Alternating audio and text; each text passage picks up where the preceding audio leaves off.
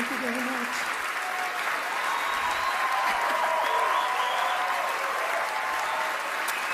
Thank you. Thank you very much. Thank you. Please sit down. Please sit down. Thank you. I love you all, but you'll have to forgive me. I've lost my voice in screaming and lamentation this weekend, and I have lost my mind sometime earlier this year, so I have to read.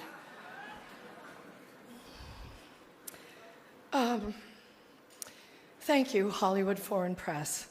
Just to pick up on what Hugh Laurie said, you and all of us in this room really belong to the most vilified segments in American society right now. Think about it. Hollywood, foreigners, and the press.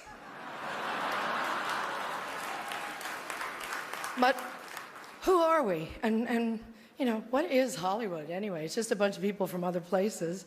I was born and raised and educated in the public schools of New Jersey. Viola was born in a sharecropper's cabin in South Carolina, came up in Central Falls, Rhode Island. Sarah Paulson was born in Florida, raised by a single mom in Brooklyn. Sarah Jessica Parker was one of 7 or 8 kids from Ohio. Amy Adams was born in Vicenza, Veneto, Italy. And Natalie Portman was born in Jerusalem. Where are their birth certificates?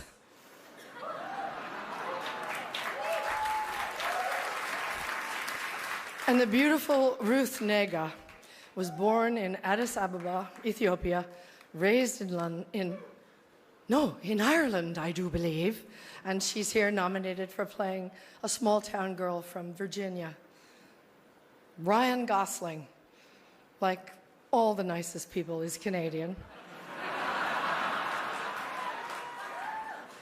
And Dev Patel was born in Kenya, raised in London, and is here for playing an Indian raised in Tasmania. So Hollywood is crawling with outsiders and foreigners. And if we kick them all out, you'll have nothing to watch but football and mixed martial arts, which are not the arts.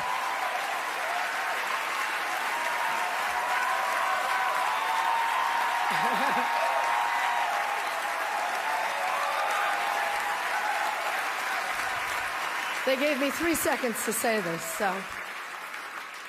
An actor's only job is to enter the lives of people who are different from us and let you feel what that feels like.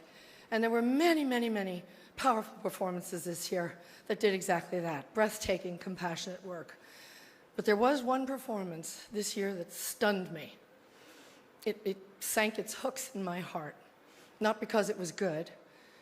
There was nothing good about it.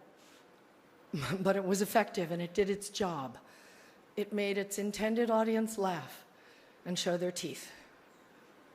It was that moment when the person asking to sit in the most respected seat in our country imitated a disabled reporter, someone he outranked in privilege, power, and the capacity to fight back. It kind of broke my heart when I saw it, and I still can't get it out of my head because it wasn't in a movie. It was real life. And this instinct to humiliate, when it's modeled by someone in the public platform, by someone powerful, it filters down into everybody's life because it kind of gives permission for other people to do the same thing. Disrespect invites disrespect. Violence incites violence. When the powerful use their position to bully others, we all lose. Okay, go up with that thing. Okay, this brings me to the press.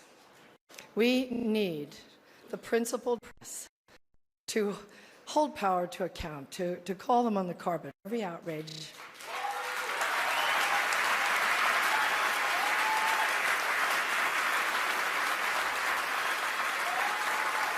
That's why our founders enshrined the press and its freedoms in our Constitution. So I only ask the famously well-heeled Hollywood Foreign Press and all of us in our community to join me in supporting the Committee to Protect Journalists, because we're going to need them going forward, and they'll need us to safeguard the truth.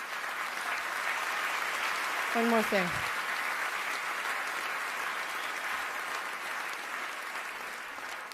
Once, when I was standing on the set one day, whining about something, we were going to work through supper or the long hours or whatever, Tommy Lee Jones said to me, "Isn't it such a privilege, Meryl, just to be an actor?"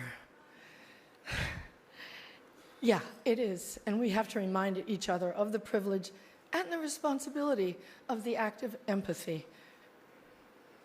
We should all be very proud of the work Hollywood honors here tonight.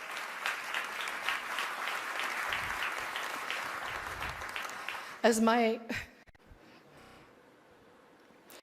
friend, the dear departed Princess Leia, said to me once, "Take your broken heart, make it into art." Thank you for it.